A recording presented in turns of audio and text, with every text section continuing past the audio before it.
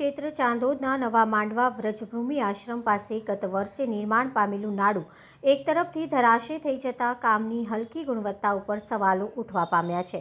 ધાર્મિક સ્થળોએ આવન જાવન કરવામાં નાગરિકોને સુગમતા રહે તે માટે આવા સ્થળોને જોડતા મુખ્ય રસ્તાઓ, પુલ, નાળાઓના નિર્માણ અર્થે સરકારે કરોડો રૂપિયાની ગ્રાન્ટ ફાળવી છે, પરંતુ આ ગ્રાન્ટનો કોન્ટ્રાક્ટર દ્વારા યોગ્ય ઉપયોગ થતો ન હોવાથી કામગીરીની હલકી ગુણવત્તાના પરિણામે સરકારના પૈસા પાણીમાં વહી જતા હોય છે, જેથી નાગરિકોને ભ્રષ્ટાચારીઓની ભૂલના પરિણામે જરૂરી સુવિધાઓ મળતી નથી। યાત્રાધામ ચાંદોદ પાસેના નવા માંડવા સ્થિત વ્રજભૂમિ આશ્રમ, ચિંતાહરણ હનુમાનજી મંદિર સહિત આસપાસના આવેલા ખેડૂતોને આવન જાવનમાં સરળતા રહે તે માટે ગત વર્ષે જ બનાવવામાં આવેલ નાડું આવી જ ગોબાચારીનું ઉત્તમ ઉદાહરણ બન્યું છે। નાળા નિર્માણ સમયે આયોજનબદ્ધ અને ગુણવત્તાયુક્ત કામગીરી થઈ ન હોવાથી શ્રાવણના પ્રથમ સોમવારે જ આ નાળાનો એક તરફનો ભાગ ધરાશયી થઈ જતા ભ્રષ્ટાચારનો મોટો ભૂવો પડવાથી માત્ર પગદંડી પૂરતો જ રસ્તો રહેતા વાહનોની આવનજાવન સંપૂર્ણ બંધ થઈ ગઈ છે।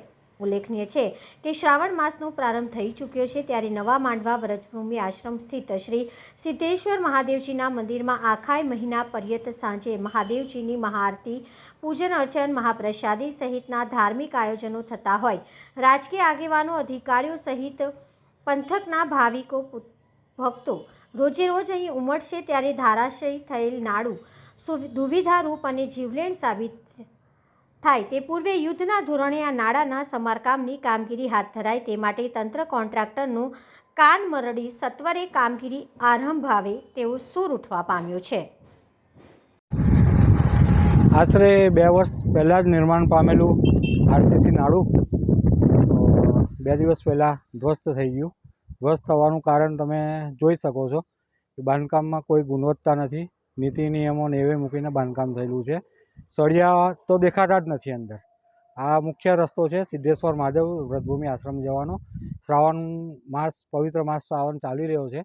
આ શ્રાવણ માસમાં હજારો યાત્રીઓ, હજારો શ્રદ્ધાળુઓ અહીંયા દર્શન પૂજન અર્ચે આવતા હોય છે અને એટલો બધો રસ્તો ધોવાઈ ગયો છે કે જો સત્વરે આ સમારકામ નહીં કરવામાં આવે તો આ જે પગદંડી રસ્તો છે તે પણ ધોવાઈ અને સંપર્ક વિહોણો થઈ જશે આશ્રમ। શું લાગણી છે, શું કઈ રીતનું કામ કામમાં 100% મોટા પાયે ભ્રષ્ટાચાર થયેલો દેખાય છે। સળિયાની કે કામની કોઈ ગુણવત્તા જ નથી દેખાતી। તમે જુઓ છો પાળી લગભગ 3-4 ફૂટ જ છે, હવે છેક નીચેથી લેવી જોઈએ અને બદલે 3-4 ફૂટની પાળી નજીવા વરસાદમાં ધોવાણ થઈ ગયું। તો વધારે વરસાદ હોત તો આ દેખાવ એના અવશેષો પણ જોવા ના મળે। જી હવે નવીનીકરણની વાત રહી તો નવીનીકરણ એને પાયામાંથી બિલકુલ ગુણવત્તાસભર કામ અને એના જે નીતિ નિયમો છે એ પ્રમાણે થવું જોઈએ, નહીંતર ફરીને ફરી આ પ્રોબ્લેમ રહેશે।